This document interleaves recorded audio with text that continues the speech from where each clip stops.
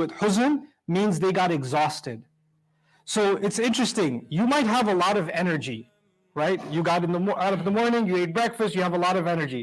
And then you have a conversation about, you have this idea that their family's talking about you. Or you can notice they're just looking at you and laughing.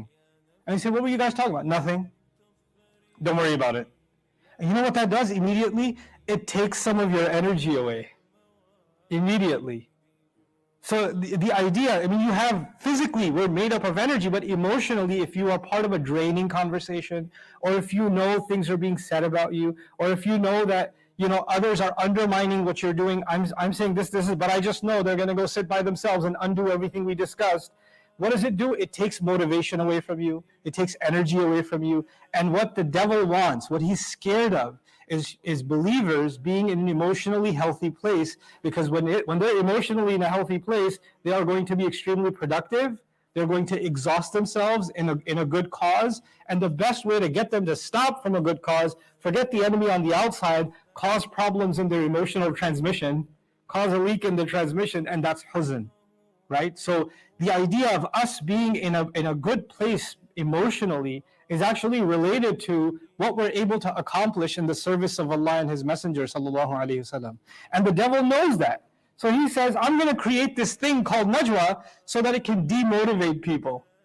It can exhaust them. It can make them depressed and sad. And actually, interestingly, Hassan Jabal went through a lot of pains in his dictionary to describe that huzn isn't just about what happened in the past. Huzn can be related to anxiety in the future too. Which is why, for example, لا يحزنني أن تذهبوا به. Yaqub alayhi salam says, it gives me huzn that you're taking Yusuf away. They haven't taken him away yet. If huzn was just about something that happens in the past, then you wouldn't find the word huzn describing the future. So it can include elements of sadness and depression over what's happened before, but it can actually also include elements of fear and anxiety and other nervousness about what's going to come in the future. And that's what Shaytan wants. So now, after having described all of that and the powerful effects of najwa, this is something that can destroy entire organizations. They have team building meetings, and they have cohesion exercises and all of that, so people communicate with each other better. They want you to climb ropes and do bungee jumping or whatever else so that you can break barriers of communication. Quran addressed this thing as a potential evil, that when there is time to sit and discuss something, discuss it together. Do it together. But this then leads to another problem. Sometimes, I'll give you a real life situation. You have a family member who is in fact a real problem. They in fact have a major temper issue, or they have a temperament problem, or they're always criticizing everyone else, or they're creating issues in the family, and maybe they're an elder in the family. Maybe it's some other, who's always being critical. Maybe it's a father, maybe it's somebody. And that needs to be addressed, right? And now you listen to the ayah, إِنَّمَا النَّجْوَ مِنَ الشَّيْطَانِ لِيَحْزُنَ الَّذِينَ آمَنُوا. They're like, I don't want to sit there and talk about mom and what we can do about that, because that's najwa and that's from shaitan. So I should just have tawakkul in Allah, وَعَلَى اللَّهِ فَلْيَتَوَكَّلِ الْمُؤْمِنُونَ. So what am I supposed to do? Right? Where do you draw the line that our secret conversation, our private conversation about someone else doesn't fall into najwa, doesn't fall into ghiba? Right? Backbiting doesn't fall into ghiba, or entire meetings being held to discuss the problem of your uncle or the problem of your son or whatever else, right? How do we draw that line? Allah Himself gave us a pretty interesting, very concise, clear guideline, and that's actually in the ayah right before this one. Ya ayyuhalladhina amanu idha tanajaytum. Those of you who claim to believe, whenever you're going to sit in a secret meeting, and by parentheses you can assume a secret meeting where you might be discussing others. You may be discussing somebody who's creating a problem or whatever, right? فَلَا تَتَنَاجَوْا بِالْإِثْمِ وَالْعُدْوَانِ وَمَعْصِيَةِ الرَّسُولِ. Then don't sit and discuss things secretly in a sinful way, in a way that's filled with animosity and disobedience to the Prophet. So the rest of this khutbah, I'll briefly mention these three things. First of all, ithm, in a sinful way. What's sinful? If you're talking about someone, hey, I need to discuss uncle. Yeah, uncle. God, that guy. You laugh at him, you're condescending towards him, you're making jokes about him. That's actually sinful. Because istihza is sinful. Quran will describe it, right? Looking down on someone is la yaskhar qawmun min qawmin. Don't make fun of each other. That's sinful. So already the tone in which you're going to talk about someone will already let you know and let me know, hey, we're heading down the devil's path. This is not what Allah allows. That's already, the first violation, bil ithm. Then there's udwan. Udwan means animosity. The person you're talking about may have hurt your feelings. You may be angry at them. So when you talk about them, your anger comes out. Right? Your animosity towards them comes out, which means you're not able to have a fair conversation and a sensible conversation because your emotions are too high. So you've got to put your udwan in control. Whatever may have happened. We're discussing how to address this issue.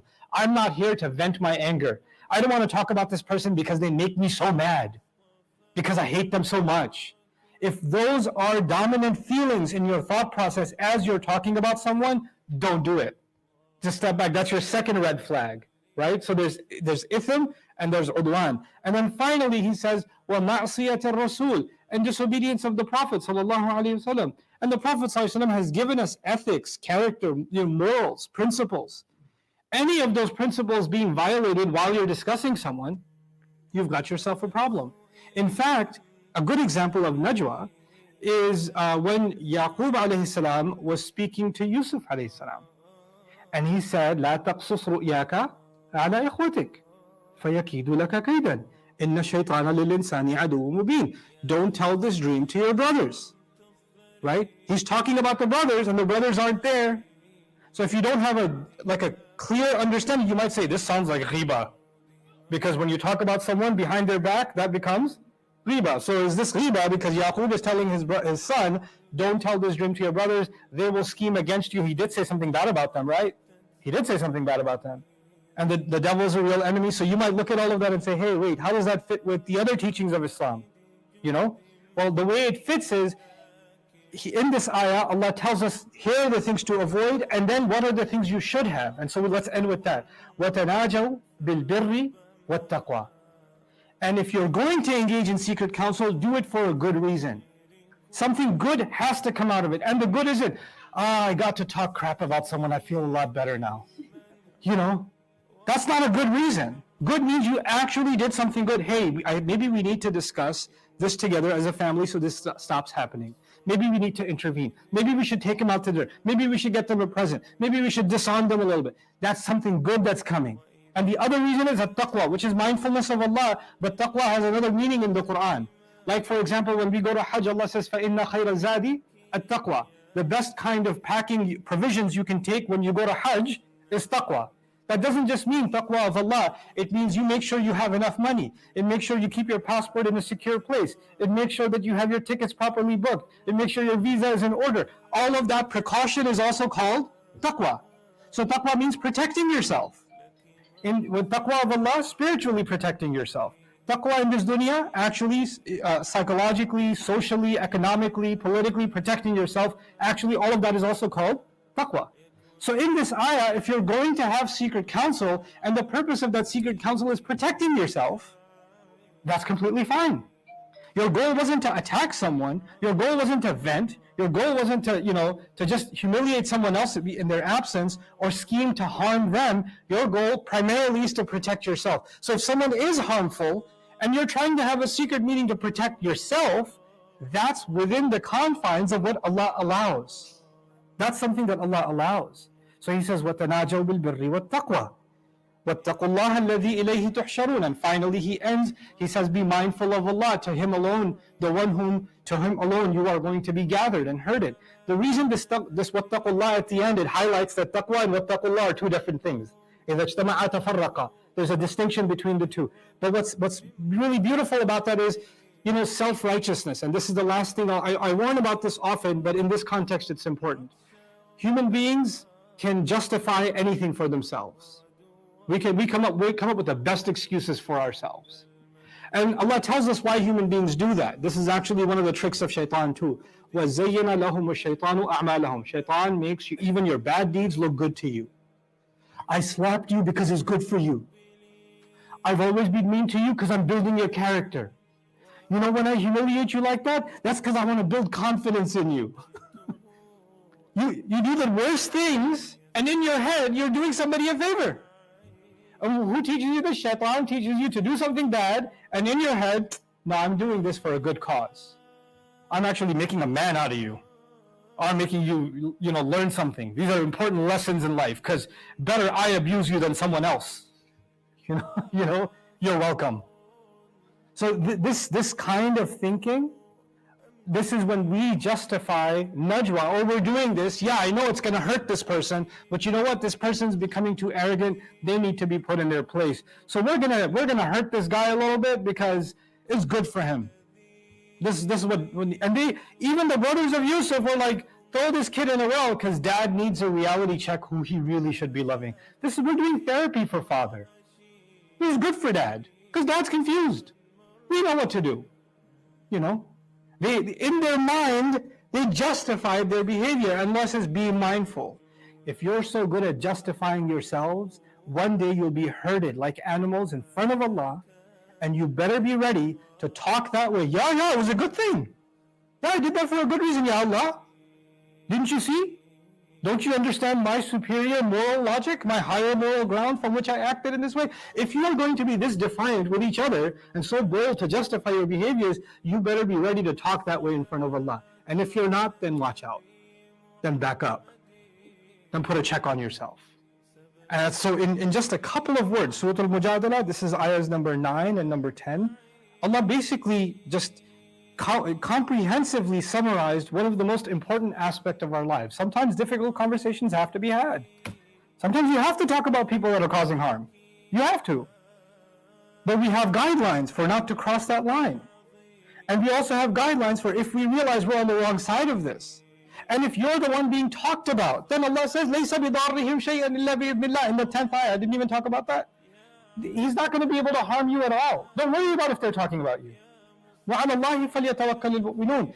Believers should place their complete trust in Allah. That's it. Let it go. Let Allah take a hold of that. The words can only go so far. And even if they cause you harm, that's a harm that nobody could have avoided except by Allah's permission. So again, I keep taking you back to Surah Yusuf for a reason, because najwa is there. They schemed against Yusuf. Allah said here, they're not going to be able to harm the believers in any way. But they harmed Yusuf. They put him in a well. He ended up as a slave. But in the long run, they couldn't do to him what Allah didn't plan. إِلَّا بِإِذْنِ اللَّهِ. So it may be that their words have an effect.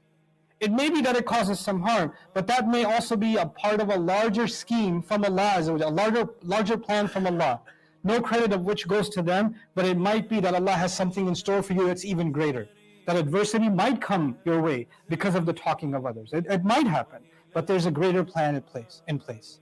So may Allah Azza wa Jal make us people that are mindful of the right kind of najwa, and make us not of those who engage in najwa in the way that Shaytan wants us to engage in.